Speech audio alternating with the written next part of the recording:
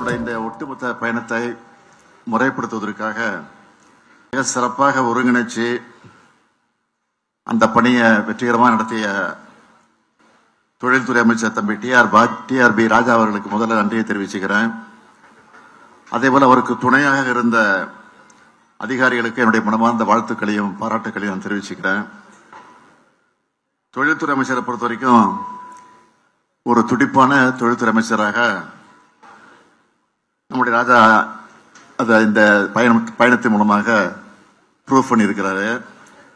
கடந்த 4 ஆண்டு காலத்தில் மேற்கொண்டிருக்கக்கூடிய என்னுடைய பயணங்களுக்கெல்லாம் முத்தாய்ப்பாக இந்த பயணம் அமைஞ்சதுன்னு சொன்னா அது மிகையாகாது. இந்த ஃபாரின் விசிட்ல தான் மிக அதிக அளவிலான முதலீட்டுகள் ஏற்கப்பட்டிருக்கு என்பதையும் மகிழ்ச்சியோடு நான் தெரிவிச்சுக்க விரும்புகிறேன். ரொம்ப சக்சஸ்ஃபுல் டூர். இந்த டூரு ரொம்ப ப்ரௌடான டூராக இந்த பயணம் அமைஞ்சிச்சு. அது ஏன்னா உங்களுக்கே தெரியும், இந்நேரம் உங்களுக்கு தெளிவாக தெரிஞ்சிருக்கும்னு நினைக்கிறேன். ஆமாம், 1000 ஆண்டுகள் பழமையான உலகின் முதன்மையான ஆக்ஸ்போர்டு பல்கலைக்கழகத்தில் தந்தை பெரியாருடைய திருவுருவப்படத்தை திறந்து வச்சது தான் அந்த பெருமைக்கு காரணம். அது மட்டுமல்ல, சுயமரியாதை இயக்கத்தினுடைய 100ஆண்டு கருத்தரங்கத்தையும் நம்ம கடந்து வந்த பாதையையும் இனி அடைய வேண்டிய இலக்குகளையும் விளக்கமாக நான் அந்த நிகழ்ச்சியில் பேசியிருக்கிறேன். அதோட அயலக தமிழர்கள் சந்திப்பு கூட்டங்களில் பேசினது, சோயாஸ் பல்கலைக்கழக மாணவர்கிட்ட திராவிட மாடல் பற்றி பேசினது, லண்டன்ல இருக்கக்கூடிய பொது உடைமை தத்துவ மாமேதை கார்ல் மார்க்ஸ் நினைவிடம், சட்ட மாமேதை புரட்சியாளர் அம்பேத்கருடைய வாழ்ந்த இல்லம், அதே போல திருவள்ளூர் சில தமிழ் காதலர் ஜி போப் அவர்கள் நினைவிடம் போன்ற இடங்களுக்கெல்லாம் சென்று பல பெருமைகளோடு நான் திரும்பி இருக்கிறேன். முதலீடுகளை ஈர்க்க சென்ற முதலமைச்சராக மட்டும் இல்ல, பெரியாரின் பேரனா, திராவிட இயக்கத்தை சார்ந்த தலைவரா, சுயமரியாதை உள்ள ஒரு தமிழனா, இந்த பயணம் எல்லா வகையிலும் எனக்கு பர்சனலா மறக்க முடியாத பயணமாக அமைஞ்சிருக்கு. சில வேலை இதெல்லாம் பொறுத்துக்க முடியல. அதனாலதான் எதுக்கு இந்த வெளிநாட்டு பயணம், இங்க இருக்கக்கூடிய நிறுவனங்களை சந்திச்சு பேசினா போதாதா என்னெல்லாம் அறிவுபூர்வமா கேட்கறதா நினைச்சுக்கிட்டு புலம்பி இருக்கிறாங்க. அவங்களுக்கெல்லாம் நான் சொல்றது என்னன்னு கேட்டீங்கன்னா, ஜெர்மனியில நடந்த இன்வெஸ்டர்ஸ் மீட்ல நிறைய ஜெர்மன் கம்பெனி வந்திருந்தாங்க. அப்போ நம்ம தமிழ்நாட்டை பத்தி எடுத்து சொன்னதும் பல முதலீட்டாளர்கள் என்ன சொன்னாங்க தெரியுமா, தமிழ்நாட்டில் இவ்வளவு பொட்டன்ஷியல் இருக்குன்னு இப்ப நீங்க சொன்ன பிறகுதான் தெரியுது. இதுக்கு முன்னாடி வேற ஒரு மாநிலம் தான் தங்களுடைய பொட்டன்ஷியலை பத்தி பெருமையா சொல்லிட்டு இருந்தாங்க. இனி நிச்சயம் தமிழ்நாட்டை நோக்கி நிறைய முதலீட்டாளர்கள் வருவாங்கன்னு சொன்னாங்க. அடுத்து ஜெர்மனியில NRW மினிஸ்டர் பிரசிடென்ட் திரு ஹென்ரிக் ஹூஸ்ட் அவர்களை சந்திச்சு பேசினேன். அவரும் அதையே தான் சொன்னாரு. இப்படியான தொடர்புகளை ஏற்படுத்தவும் பார்ட்னர்ஷிப் உருவாக்கவும் தான் வெளிநாடுகளுக்கு முதலமைச்சரான நானே நேரில் போனேன். ஒரு மாநிலத்தோட தலைமை பொறுப்பில் இருக்கிறவர் இன்னொரு நாட்டோட மாநிலத்தில் தலைமை பொறுப்பில் இருக்கிறவரா அந்த பொறுப்பில் இருக்கிறவங்க சந்திக்கும் போது பிசினஸை தாண்டி இந்த உறவு வலிமையாகுது. அதுதான் முக்கியம்.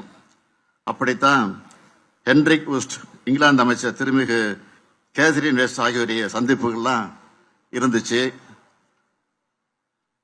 அதே போலதான் இங்க கேட்கிற அடுத்த கேள்வி பதில் என்னன்னா, ஏற்கனவே தமிழ்நாட்டில் நிறுவனங்கள் இருந்தாலும் அவங்க புதிய திட்டங்களை இங்கதான் தொடங்கணும், விரிவுபடுத்தணும்னு அவசியம் இல்லை.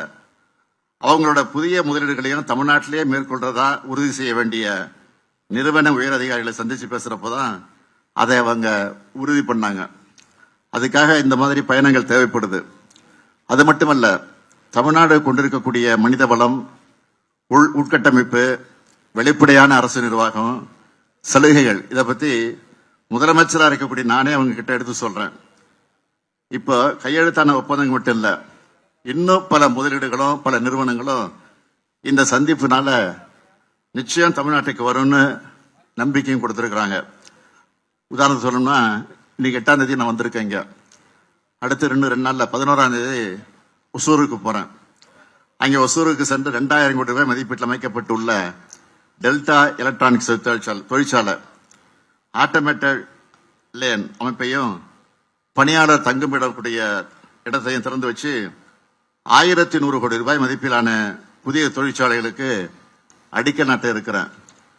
அதே மாதிரி ஏற்கனவே தூத்துக்குடியில் நடத்தின மாதிரி ஒசூர்லையும் முதலீட்டாளர் மாநாட்டை நடத்த போறோம். அங்கேயும் பல ஆயிரம் கோடி ரூபாய் முதலீடு வர இருக்கு. தொழில் முதலீடுகளை ஈர்க்கிறதுக்கான எங்களோட வெளிநாட்டு பயணங்களும் இங்க மேற்கொள்ளும் பயணங்களும் எப்பவும் நிற்காது, இது தொடரும். நன்றி சார். எதிர்கட்சி தலைவர் எடப்பாடி பழனிசாமி உங்களுடைய வெளிநாட்டு பயணம் என்பது உங்களுடைய முதலீட்டுக்காகத்தான் நடத்தின ஒரு விமர்சனத்தை முன் வச்சிருக்கிறாரு. ஒரு வகையில சொல்றது முதலீடு பண்ண போனது இதை பத்தி திருச்சி சொல்லியிருக்கிறாரு. நான் என்ன பொறுத்தவரைக்கும் சொல்ல விரும்புறது, சுயமரியாதை கொள்கையில முதலீடு செஞ்சுட்டு வந்திருக்கிறேன். அந்த பெரியாருடைய உணர்வுகளை, பெரியாரை பத்தி அந்த நாட்டில் முதலீடு பண்ணிட்டு வந்திருக்கேன். அதுதான் உண்மை. அதுதான் அந்த அடிப்படையில் சொல்லியிருப்பாரு நினைக்கிறேன். சார், அதிமுக செங்கோட்டையன் அவருடைய பதவி பறிக்கப்பட்டிருக்கு. இதை பத்தி உங்களுடைய கருத்து என்ன சார்? ஆக்கபூர்வமான கருத்துக்களை பேசிட்டு இருக்கிறோம். இந்த அக்கபூர்வமான கேள்வி தான் கேட்கறீங்களா? சார், தமிழர்களை சந்திச்சீங்க. தமிழர்கள் தமிழ்நாட்டில் முதலீடு செய்யணுங்கிற மாதிரி அழைப்பு விடுத்தீங்க. அவங்களோட எதிர்பார்ப்பு என்னவா இருக்கு சார்? அவங்களோட ஆர்வம் என்னவா இருக்கு?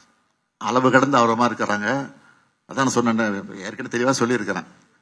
போட்டி போட்டுக்கிட்டு அவங்க முதலீடு செய்யறது தயாரா இருக்கிறாங்க. அதே மாதிரி தான் அந்த நிலையை நேரடியாக நாங்களே பார்த்தோம். நன்றி.